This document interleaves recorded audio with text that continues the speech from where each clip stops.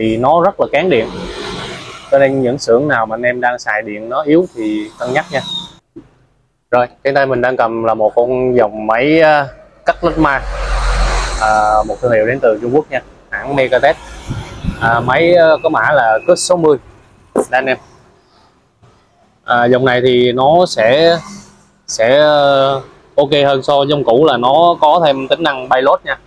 Bay load tức là máy sẽ không cần phải chạm phôi, đánh bay load tới và cắt. Ưu điểm của có bay load là nó sẽ đỡ hư bét hơn, và nó sẽ ok hơn, bét đỡ hư hơn. Và máy thì các dòng máy 60 trên thị trường thì giá cực kỳ cao nha, giá rơi từ tầm hơn 9 triệu đó lên nếu những dòng máy lớn.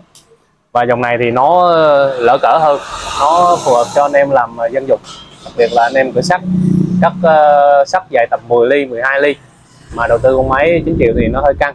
Máy này sẽ rẻ hơn 2 triệu và nó sẽ dễ tiếp cận hơn. Đối với những anh em làm inox mà tầm 5 ly thì chơi con này rất là đẹp.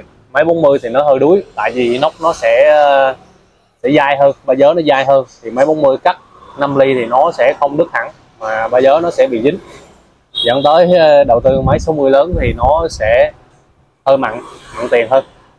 Và máy này thì nó phù hợp hơn.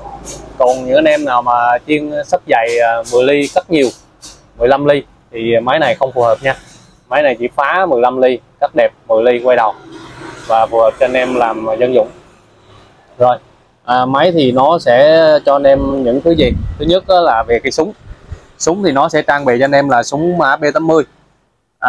Tay súng B80 thì ưu điểm thì nó xài được từ máy 60A cho tới máy 120A, cho nên anh em có thể sử dụng khá là phổ biến. Và đặc biệt máy súng B80 thì nó sẽ có nhiều cỡ bét cho anh em lựa chọn. Cắt bỏng thì anh em có sẽ xài 1.1, cắt dày thì có thể xài 1.3, 1.5, 1.7, 1.8, và nó khá nhiều cỡ bét để anh em lựa chọn so với những dòng AG60 hoặc là AG51 thì nó chỉ cần một cỡ bét thôi. Súng theo máy thì sẽ dài được 4 mét nha anh em.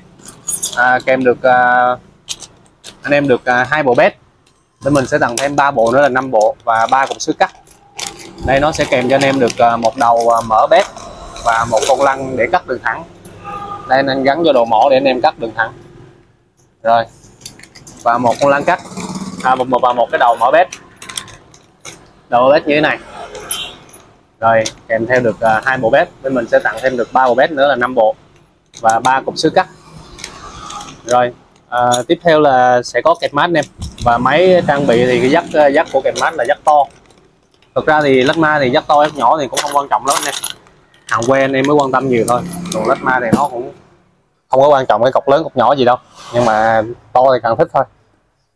Tiếp theo thì sẽ có cái dây hơi để anh em kết nối từ đây, cái đồng hồ khí nén của nó. Hãng nó sẽ kèm cho anh em đồng hồ khí nén loại tốt luôn nha.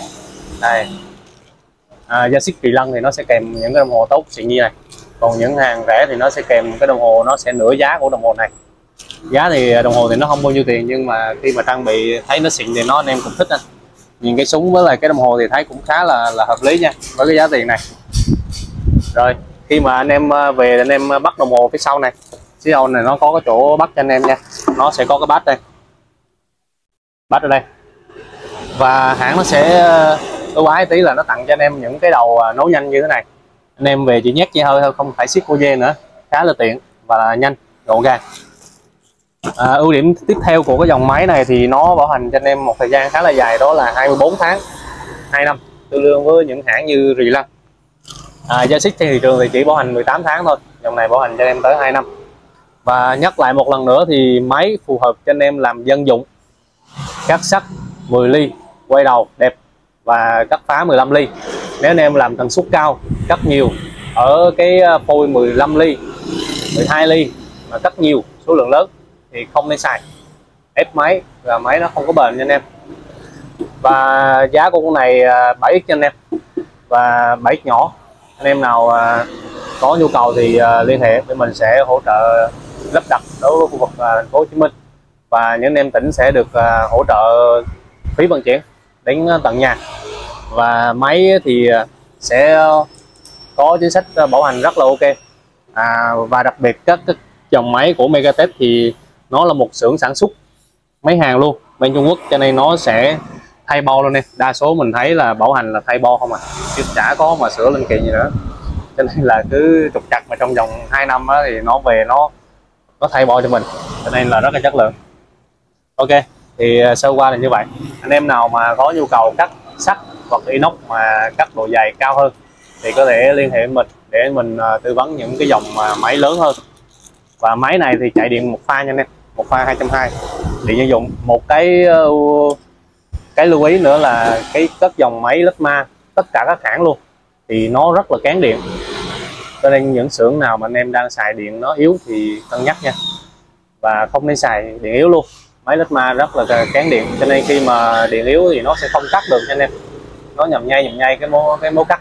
Nếu những anh em mà ở vùng cao hoặc là anh em sông nước mà đi cái đường dây điện nó dài quá thì điện nó không đủ tải để nó cắt, thì nên cân nhắc. Và điều lưu ý đối với các dòng máy cắt Letma thì máy nén khí là cực kỳ quan trọng. Đối với con máy 60 mà anh em sắm bình khí nén thì mình nghĩ nếu mà càng to càng tốt, từ 50 lít trở lên. 50 lít là hơi nhỏ đó anh em, nhưng mà cắt cường độ ít thì 30 lít hay 50 lít cắt ok. Còn nếu mà cắt cường độ cao, cắt nhiều thì anh em sắm cái bình càng to càng tốt nha, 80 lít trở lên là ổn nhất. Còn 50 lít thì vẫn gọi là xài được. Còn đối với máy này thì đa số là mình tư vấn vô cái hệ mà làm vừa ít, cho nên là máy nén khí nhỏ cũng được. Máy nén khí càng to, áp càng ổn định thì cái đường cắt càng đẹp. Đó, điện càng khỏe, điện càng ổn định thì cái máy nó sẽ bền và cái đường cắt nó cũng đẹp luôn. Còn khi mà điện yếu thì không làm được gì cả. Một con máy này khi mà đang xài 4 năm con máy que chạy bình thường, nhưng mà điện yếu bỏ con máy này vô là không chạy được luôn nha anh em. Ok, đó là những điều lưu ý. Anh em nào thích tin tưởng thì có thể liên hệ mình để mình tư vấn cỡ máy nha. Giá thì nó sẽ dao động rất là nhiều hãng, cho nên giá nó sẽ khác nhau. Mình tư vấn sao cho khách người ta phù hợp với công việc của họ là ok. Rồi ok anh em.